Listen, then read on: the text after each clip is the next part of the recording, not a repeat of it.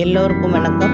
Veg கைவ் சேனலுக்கு உங்களை அன்புடன் வரவேற்கிறேன். இன்னைக்கு நம்ம பார்க்க போகிறது இஞ்சி புலாவ். இது 80s அண்ட் 90ஸ்ல இந்த இஞ்சி புலாவ் பாம்பேயில் ரொம்ப ஃபேமஸ். இந்த சிரப்பை ரெடி பண்ணி நமக்கு இப்போ ரெடிமேடாக க்ரஷ்ஷு ஜூஸு இதெல்லாம் கிடைக்குது பார்த்திங்களா, அதே மாதிரி பாட்டிலில் கிடச்சிட்டு இருந்தது. அந்த சிரப்பை நம்ம எப்படி வீட்டில் ப்ரிப்பேர் பண்ணி இந்த இஞ்சி புலாவ் செய்யலாங்கிறத பார்ப்போம். இது டேஸ்ட்டாக இருக்கிறது மட்டும் இல்லை, ரொம்ப ஆரோக்கியமான ஒரு புலாவ்.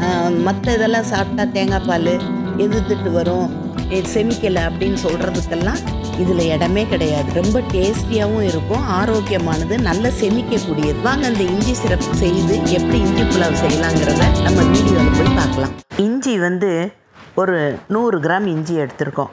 அதோட லவங்கம் 8லேருந்து 10, பட்டை 3 துண்டு, ஏலக்காய் 5லேருந்து 6 எடுத்திருக்கோம். இது எல்லாத்தையும் இப்போ நம்ம தோல்லாம் சீவி இஞ்சியை எடுத்து வச்சுருக்குறோம். அதை இப்படி தட்டி எடுத்துக்கிறோம் 1-2. தட்டின இஞ்சியை மிக்ஸி ஜாரில் சேர்த்துக்கலாம்.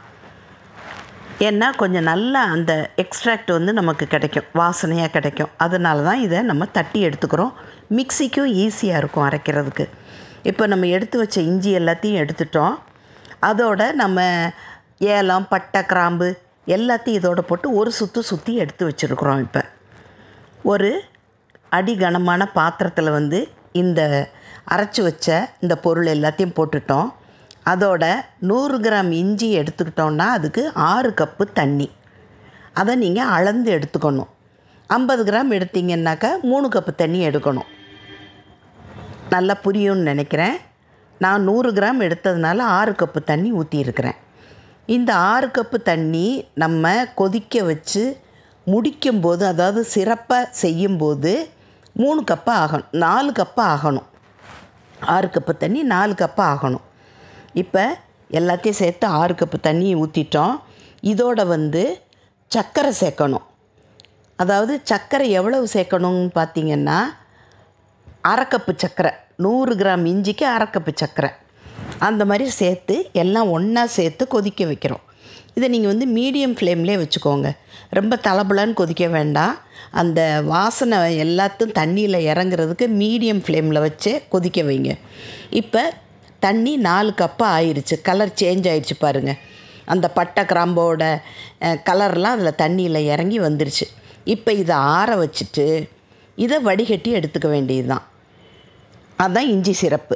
இப்போ ஒரு குக்கரில் ஒரு 2 டேபிள் ஸ்பூன் நெய் விட்டு ஒரு ஸ்லைஸாக கட் பண்ண 1 அல்லது 2 வெங்காயம், பெரிய வெங்காயத்தை நம்ம அதில் வதக்குறோம்.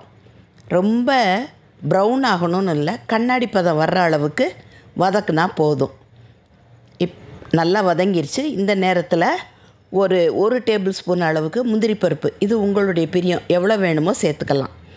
அதையும் சேர்த்து நம்ம வறுக்கிறோம்.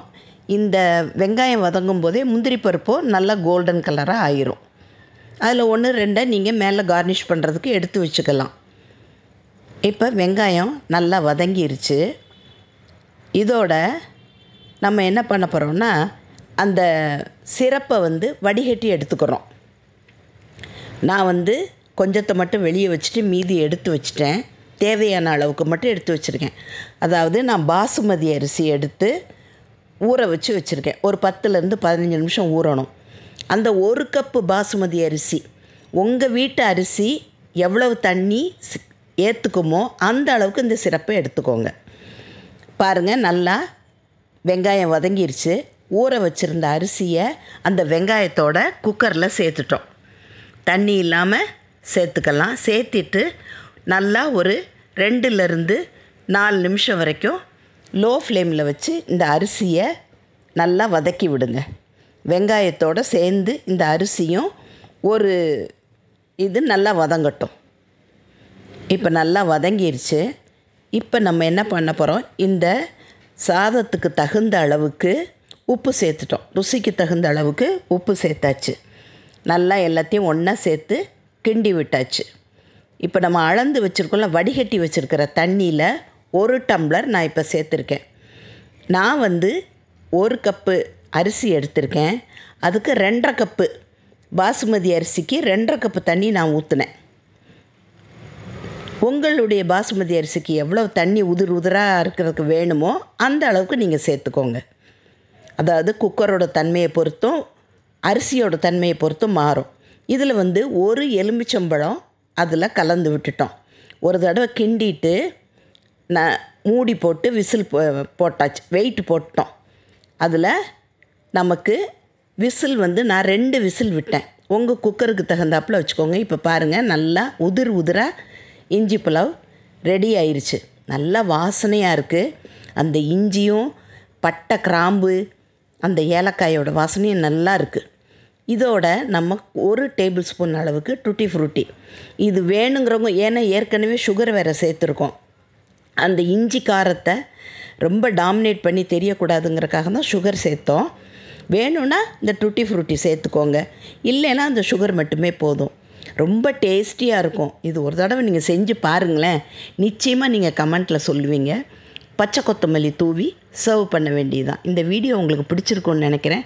பிடிச்சிருந்தால் லைக் பண்ணுங்கள், ஷேர் பண்ணுங்கள், சப்ஸ்கிரைப் பண்ணுங்கள். அடுத்த வீடியோவில் சந்திக்கும் வரை நன்றி, வணக்கம்.